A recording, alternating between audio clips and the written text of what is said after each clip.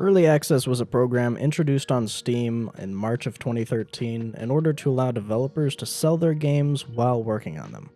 And for these games to be allowed into Early Access, they have to be in a playable alpha or beta state. And if you've been on Steam at all over the past 8 years, there's a pretty good chance you've seen one of these Early Access tags. In the time that Early Access has been out, there have been quite a few controversies with a lot of the games that go through the program. As I like to put it, Early Access is like the Wild West of video games. Steam is the main home for most Early Access projects, and there are some guidelines that are pretty explicit. And one of the main rules that Steam gives their developers is to not make specific promises about certain events. Steam specifically does this because if the developer promises a bunch of stuff and then they don't deliver on it, then there's going to be a pretty big backlash from people who bought the game. And despite this guideline that Steam pretty clearly lays out, there have been a few instances where developers aren't able to deliver on those promises. And if we look at occasions where stuff like this does happen, there are usually two main reasons for it. First of all, the developer might take their game in a different creative direction than they originally pitched to the people who bought the game. And second of all, they might have just ran out of funds and resources to develop those features that they had promised. When most games roll onto Early Access, they actually have demos from the developers or roadmaps showing what features that the community can expect in future updates. And believe me, there are a lot of games that look nothing like their demos or anything shown on the roadmaps when they're released, or even 4, 5, 6 updates from the release date. As with anything though, it's not all negative. There have been some games that have successfully made it out of Early Access and are super successful today. And of course, with Early Access, there are a lot of games that just completely failed and basically have no player bases today. And I mean, there are a few that have had a rocky beginning, but they've had sort of a redemption arc over the past few years, and a lot of people are starting to come back to those games. So now that we've learned about the Early Access program and all that it entails, let's take a look at 5 games that have been through Early Access and see where they're at today.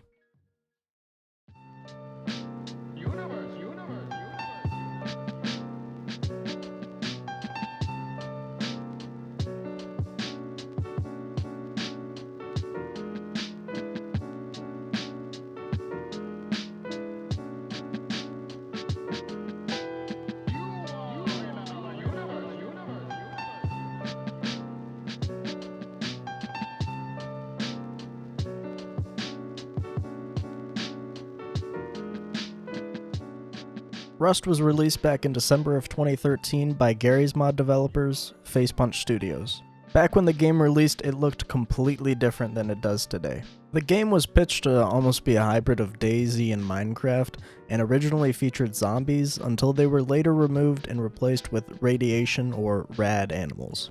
The game's first iteration was a lot more simple than it is today, featuring only a few tiers of armor, a select handful of military-grade weapons, and not much else. And it wasn't just the game's content that was pretty limited. The internal framework that the game actually ran on ended up being pretty limited as well. This ends up being really important when it comes to talking about the history of Rust, because from here on out, we can divide its history into 2 separate parts: Rust Legacy, and the current version of Rust, previously referred to as Rust Experimental. So Rust Legacy was the first iteration of the game, and it was the main playable build until around mid-2015, and was later retired in late 2016. Legacy stopped receiving regular updates at some point in 2014, and Facepunch moved over to the newer experimental version of Rust to create a more up-to-date internal framework. But this new experimental version of Rust wasn't playable for a decent amount of time, so there was kind of a limbo period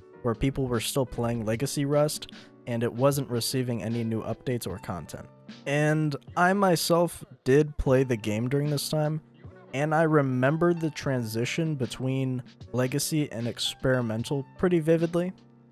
And I want to preface this by saying that this in no way at all of any of the games I'm discussing today is an opinion video. This is just simple history, simple facts, seeing journeys through Early Access. But Rust's decision to actually move over to the experimental framework of the game really paid off in the end. As the experimental version came out and was being updated, the player base of Rust essentially doubled. There was a lot of people wanting to try out this new version of the game.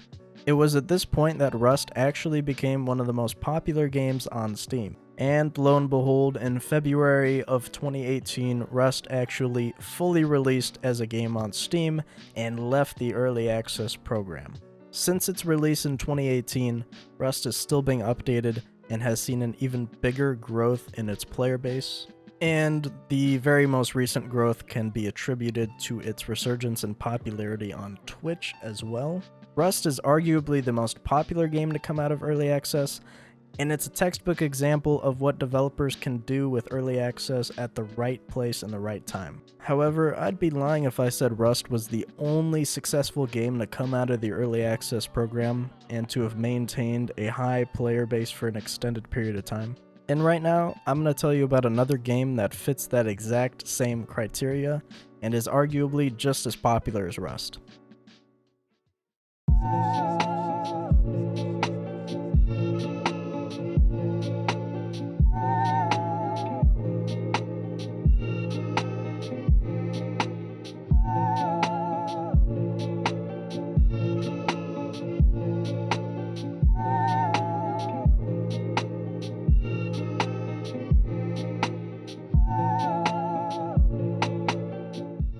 This is Ark Survival Evolved. You literally wake up on an island with a diamond-shaped implant in your arm. Ark came out as an early access title in June of 2015, and it's developed by Studio Wildcard. Now, a lot of early access survival games during this time were like Rust, just clones of either dayz or Minecraft, but Ark actually brought something new and fresh to the table. It brought dinosaurs. And this is what sets it apart from a lot of the other survival games that came out around this time. Initial reception to the game was generally positive, and despite a couple of months between mid-2016 and late 2017, reviews have stayed very positive. Most of the negative feedback that the game did get was pretty consistent initially. People mostly complained about bugs, issues with official servers, and most commonly performance. It took a beast of a rig to run this game back in the day. It's not as bad now, but it can still be a little challenging to run if you do have lower end hardware. Ark was in early access for about a period of 2 years from 2015 to 2017, and just like Facepunch did with Rust, Studio Wildcard has consistently been updating Ark all through early access, and has even provided players with 2 free expansion maps and 1 paid DLC during the early access period. And for the DLC that did come out during early access, which was Scorched Earth, it was subject to a little bit of controversy. Some players didn't understand why they needed to pay for an expansion when the game wasn't even fully released yet. And this actually prompted Studio Wildcard to hold off on releasing their next 3 expansions until after the game was fully released and out of early access. And after the game's full release in August of 2017, Studio Wildcard did not slow down with the new content. They released 2 more free expansion maps and 3 more paid DLC, ensuring there was plenty of content to keep their players busy. And because of Studio Wildcard's diligence in keeping the game fresh and updated, Ark's player base has almost consistently maintained its place within the top 25 games on Steam charts since its release, still managing a daily average player count of around 63,000 players. Ark is in a very special club of games that have actually made it out of early access and into full release. And on top of that, Studio Wildcard just announced a few months ago at the Game Awards in December that there will actually be an Ark 2 coming out and actually stars Vin Diesel, which is pretty insane. But hey, I guess he does need a source of income after the Fast and the Furious franchise ends pretty soon, so it only makes sense. And they did do a great job in the trailer of making Vin Diesel not scared of the dinosaurs, and they portrayed him as the tough guy that he is, because I'm sure the only thing he's actually scared of is The Rock coming in and taking over another one of his franchises. I need to stop there. That's enough bullying Vin Diesel for today. But Studio Wildcard is also coming out with an Ark cartoon TV show starring Carl Urban, who is, of course, Butch on The Boys, one of my favorite shows. So if you're an Ark fan, make sure to look out for that in the future, as well as the drop of Ark 2 in, I think, 2022? We'll see. But I think we've talked enough about Ark's very successful run from early access to full release, and now we're going to talk about a game that actually barely made it into early access. Just stay tuned. Listen. Do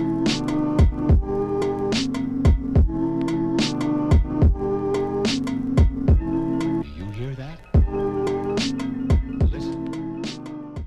So, as I've stated previously, one of the most controversial things about early access is that most of the games that enter the program don't end up fully releasing. And this is actually going to be the case for the next two games I talk about. The first one being Identity. To really get into detail about what happened with Identity, we're going to have to go back and look at where it started from back in 2014 on the game Arma 3. In the first couple years of Arma 3's release in 2013, one of the most popular multiplayer game modes that people would play were life servers. There was a specific game mode called Altus Life, which ran off of base Arma 3 and did not require any mods. And there were other modded life servers as well, but the ones we're going to be focusing on today are the Altus Life servers. The community behind some of the most popular Altus Life servers was Asylum Gaming. Essentially what happened is the owners of the community, during its peak in 2014 to 2015, decided to leave and create Asylum Games, which is the studio behind Identity. Since Asylum Games had previously ran servers on Arma 3 and had a decent following for Identity, it launched on Kickstarter in January of 2015 with an estimated release date of December of 2016. And let me just take a second to remind you that there was no playable build of the game at this time. Asylum Games essentially launched on Kickstarter so that they could have enough money to build something to put it into early access on Steam. And as you probably can guess, the game did not release at its estimated release date of late 2016, and instead released into early access 2 years later in late 2018. Backers had previously been told that the game was going to release in modules, with the Town Square module scheduled for release back in 2016, and as of today in 2021, the Town Square module is the only module that has been released for the game. After nearly a 4-year wait and with only one module being released, early backers' disappointment was pretty apparent in the Steam reviews, as you can see here. And from what it looks like, I don't own the game, but it seems like 6 months after release, development essentially halted. But even though the development of Identity is not going anywhere, this video has to go somewhere. We're going to talk about another game that is actually a little bit less of a failure than Identity, but still nonetheless a bit of a failure.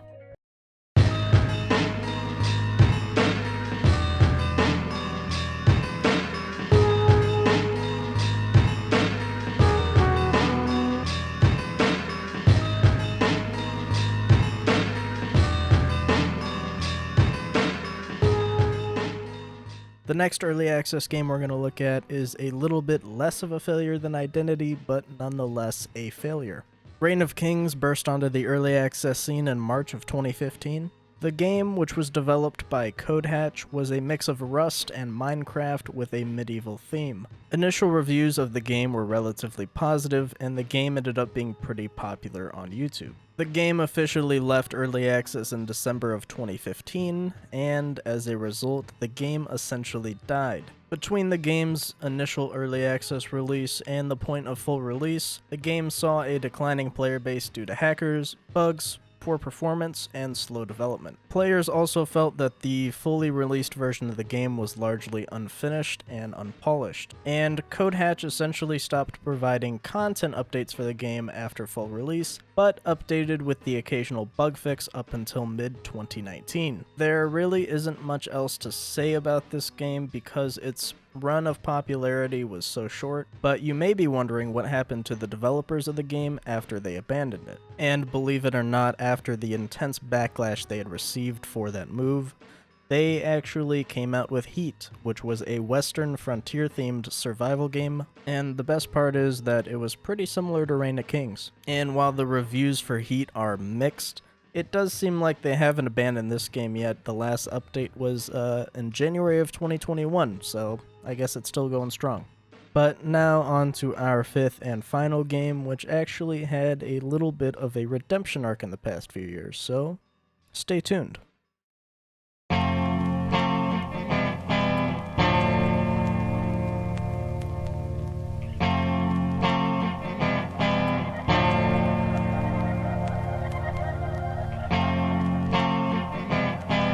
I don't know what I'll fall in love with, that's for sure. I don't have the next thing.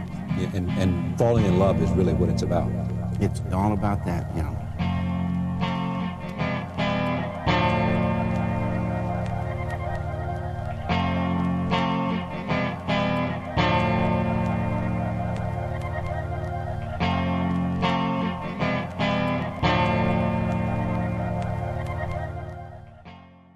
So, one of the most popular survival experiences in the world is dayz.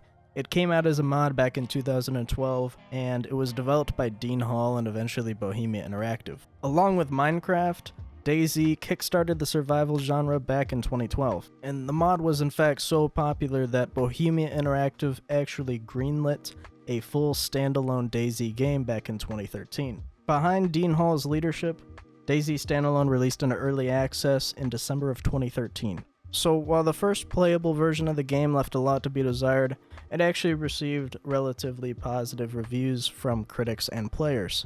And over the next year or so after its release, development actually slowed down a lot. And in late 2014, the original creator of the mod and the standalone, Dean Hall, announced that he would be stepping away from Bohemia Interactive. Now, he had announced it earlier in the year, so it wasn't a surprise to anyone, but it begged the question, what would the future of dayz look like?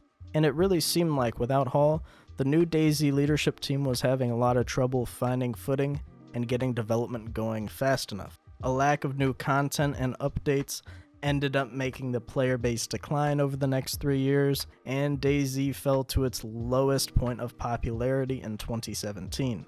And just to give you some insight on my own experience with dayz, I've been playing since the game released in 2013, and I remember this specific period of time being a really dark time for the game. Everybody had felt like the devs at Bohemia had essentially given up on it, and that it was kind of going to be a dead game. And actually looking back on it, there's a pretty big similarity with what the dayz team did with the direction of the game at this time, and what Facepunch did with Rust in terms of switching from legacy to experimental. So actually during this steep decline of dayz's player base, Bohemia Interactive was actually working on a new engine to use for the game, which would also be used in its upcoming games. So similar to what Facepunch did with Rust, Bohemia essentially changed out the internal framework of the game in hopes to increase performance and make it easier to add content later on. And while, spoiler alert, this actually works out really well in the long run for the dayz team, a lot of players during this time were questioning if one of the most popular survival games in history was essentially dying. But around late 2017, early 2018, they started doing a lot of updates to the game, and in December of 2018, the game fully released, but still lacked a lot of features largely desired by the community. For example, cars didn't really work that well, server-side instability was a big issue, and still is. But the biggest change in dayz's development cycle and what really kickstarted its redemption arc was the introduction of mod support in 2019. And this move to add mod support essentially revived the entire game. The player base started steadily increasing, and reception to the game went from mixed to positive. And while the full release of the game was by and large not perfect, modding allowed the community to fill in those gaps and create new content for the game while still being able to enjoy it. And that is essentially the entire redemption arc of dayz. It has more people playing it now than it did back when it came out in alpha originally, back when it was still the most popular survival experience in the world aside from Minecraft. And while Bohemia Interactive has yet again kind of stepped away from adding in content, a thriving modding community will definitely keep the game afloat for a while. As we've seen from looking at a lot of the early access games that we have today, early access can be kind of a gamble. Like I said earlier in the video, it is the Wild West of gaming. There are the good, like Rust and Ark. There are the bad, like Identity and Reign of Kings. And there is the ugly, like dayz. There are games like dayz that start out very poorly and end up redeeming themselves in the end. And I guess the main reason I made this video is as sort of a little love letter to early access survival games. The survival genre of games was actually what got me into PC gaming in the first place. And over the years, I have bought a lot of early access survival games. Recently, I've slowed down a little bit, but I thought it would be a cool journey if we sat down and looked at where they started and where they are now. And for all of us who are new on Steam, seeing that early access tag is something you should probably watch out for from now on. And I just want to give a thank you to anyone who took the time out of their day to click on this video and watch it. This is essentially my first full project on YouTube in terms of taking on a massive video, editing it, spending weeks getting footage, all that good stuff. So if you liked it, please leave a like, hit the subscribe button, whatever you feel like you want to do. And guys, I will absolutely eat up the comments. Please criticize me, give me feedback, do anything to make me better. I've identified a few things I need to work on. Just working on this video by itself has taught me a lot of things about myself and things I, could improve on in my editing style and stuff, but I do really appreciate that feedback, and like I said before, thank you very much for watching. And one last thing I forgot to say last, if you guys want to see any more content from the games that I covered in this video, please make sure to let me know, and I may be able to put together a pretty juicy interview with the Identity head developer, so if you want to see that, also make sure to let me know. But as always, thanks for watching. We'll see you next time.